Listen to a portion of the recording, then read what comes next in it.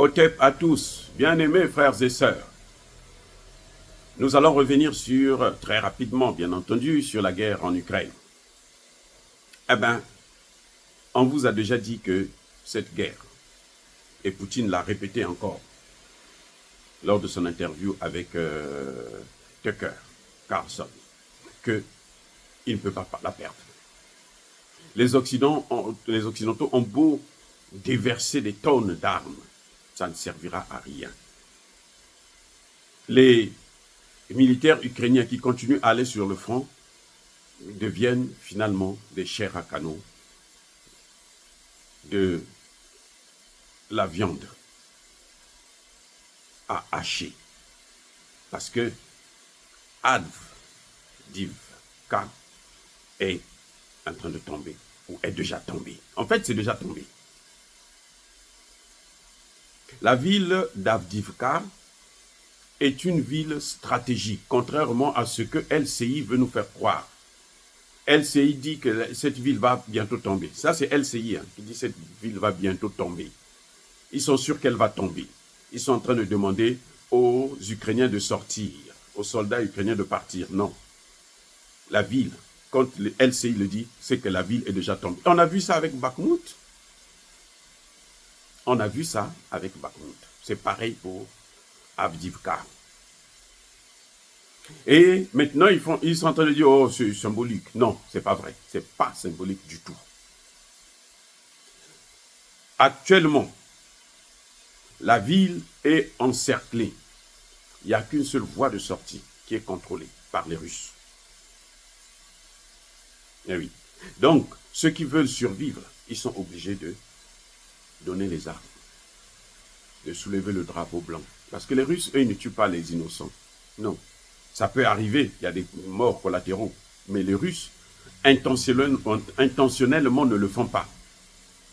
Sinon, il y aurait déjà plus de 150, 200 000 morts de civils, peut-être même 1 million.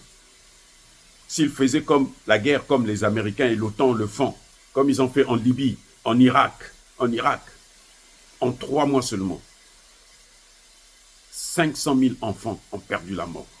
500 000 enfants. Plus d'1 million de morts en Irak, en 3 mois.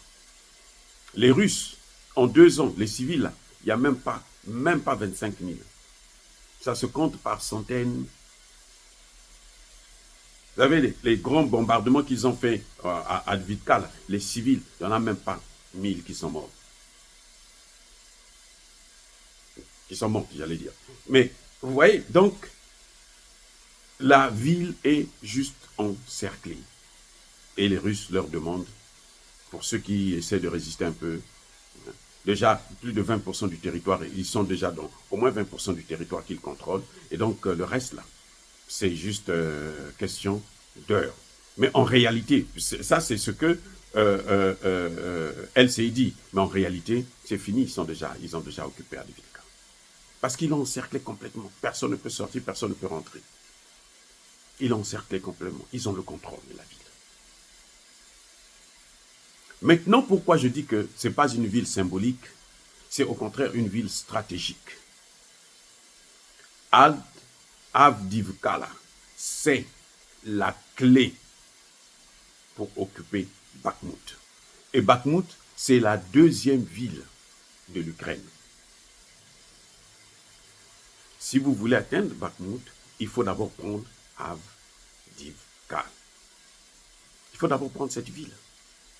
Et c'est ce qui est en train de se passer. Parce que quand ils vont prendre Avdiivka, eh bien, Bakhmout sera aussi encerclé. C'était le dernier point pour que Bakhmout soit complètement encerclé. Donc d'ici là, ne soyez pas surpris que Bakhmout soit tombé. Eh oui. Et là, ils vont maintenant s'attaquer à la ville de Donetsk et à Odessa, qui actuellement est sous des bombes et qui est prête à tomber aussi. Donc, LCI, en fait, est en train de pleurer parce qu'elle sait que tout le Donbass va être libéré. Et c'est ça l'objectif des Russes. Les Russes n'ont pas besoin d'aller à Kiev, non. Contrairement à ce qu'on veut nous faire croire tous les jours, pour qu'on puisse... non, les Russes ont besoin seulement du Donbass parce que c'est la partie où il y a des russophones, où il y a des populations russes de l'Ukraine. C'est cette partie qu'ils veulent prendre, c'est tout. Et ils prennent cette partie parce que l'Ukraine a refusé de négocier. Parce que l'Ukraine a menti à la Russie. Ils avaient déjà commencé la négociation. C'est pour ça que les Russes se sont retirés de Kiev. Donc maintenant, ils ne peuvent que mettre les mains sur la tête et s'en prendre aux États-Unis et à l'Union européenne qui les ont poussés dans cet engrenage. Ce n'est pas la faute de Poutine. Donc LCI est déjà en train de pleurer la ville d'Avdiivka. Elle est en train de pleurer. Ce que vous voyez là, ce sont les lamentations. Et maintenant là, même les négociations ne pourront pas éviter que la Russie puisse prendre tout le Donbass. Quelles que soient les conditions.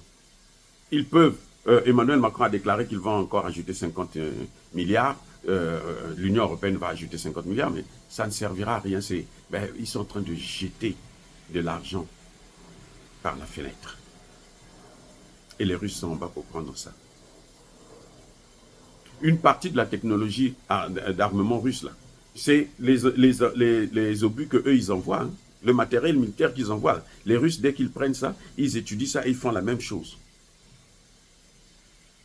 Et ils améliorent d'ailleurs. Parce qu'ils ont la possibilité d'expérimenter les armes. Ce que les Occidentaux n'ont pas. Eux, ils font de l'expérimentation dans des laboratoires, ce qui n'est pas la même chose.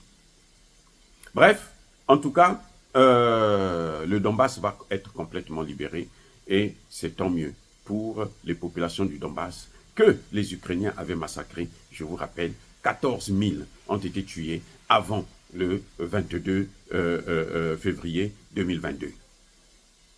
Le jour même, le 24 février 2022, le jour de le commencement de l'opération spéciale russe en Ukraine. L'armée russe, l'armée ukrainienne avait massacré déjà 14 000 russophones. Et c'était intolérable pour la Russie de continuer à voir ses frères et sœurs mourir. Dire cela, s'inciter à la haine ou à la violence, non. Yahweh colère. Soyez bénis, abondamment bénis par le Dieu des Kémites et par nos ancêtres angélisés, mais que tous ceux qui persécutent le continent africain le pillent et le déstabilisent, qu'ils soient noirs, blancs, chinois, arabes, juifs, indiens ou qui qu'ils soient punis, maudits, foudroyés, neutralisés, écrasés, effacés par le Dieu des Kémites et par nos ancêtres angélisés. Vive l'Afrique éternelle, j'ai dit et j'assume.